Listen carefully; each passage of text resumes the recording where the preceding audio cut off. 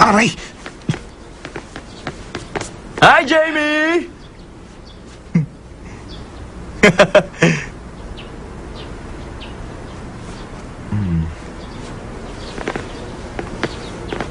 Oscar, bakit nandito ka? Surprise! Binibisita kita. Pero bakit galing sa inyo yung dalawang mokong na yan?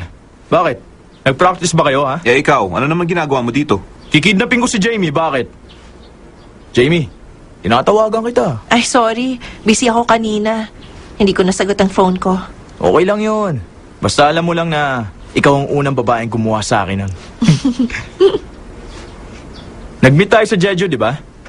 Butit, nakilala kita. Gusto ko kasing kunin si Jamie na action tutor ko sa aking project. Okay lang ba? Tutor mo ko? Bakit may action project ka? Oo, parang gano'n na nga. So, sarado na usapan natin, ha? Sakay na. Sinabi ko sa'yo, kikidnapin kita sa araw na to.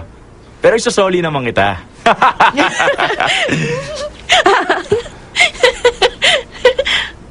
Ipaliwanag mo nga na mabuti sa akin. Natatawa ka ba dahil may nakakatawa? O natatawa ka sa kahit anong sasabihin ni Oscar? Baliw ka ba? Okay lang ba, Direk Jason? Okay lang. Let's go. Sir, kita tayo mamaya. Bye.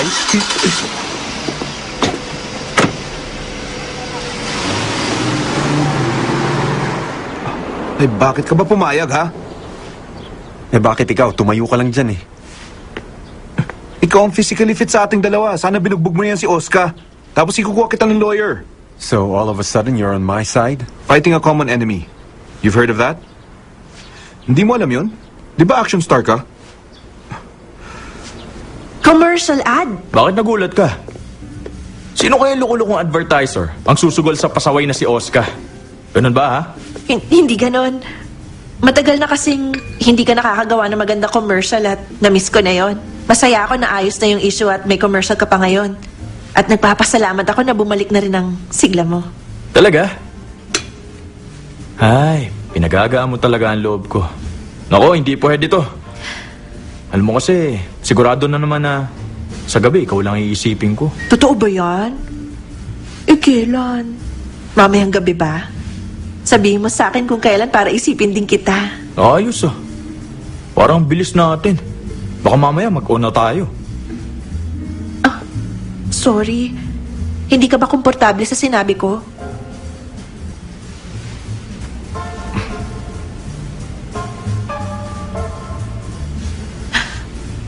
Binibihiro lang kita.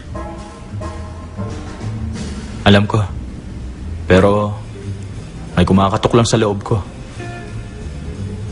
Actually, pinipigilan ko lang ang sarili ko. Alam mo kasi, Jamie, hindi ka mahirap mahalin.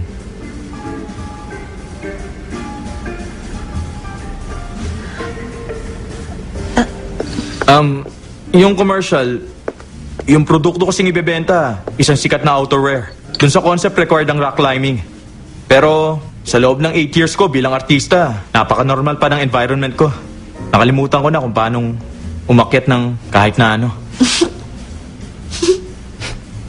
Matutulungan mo ba ako? Kahit na alam ko mahirap mag-focus dahil sa ikaw ang trainer ko. Ang dapat mong gawin, mag-train ka talaga ng 2 to 3 months.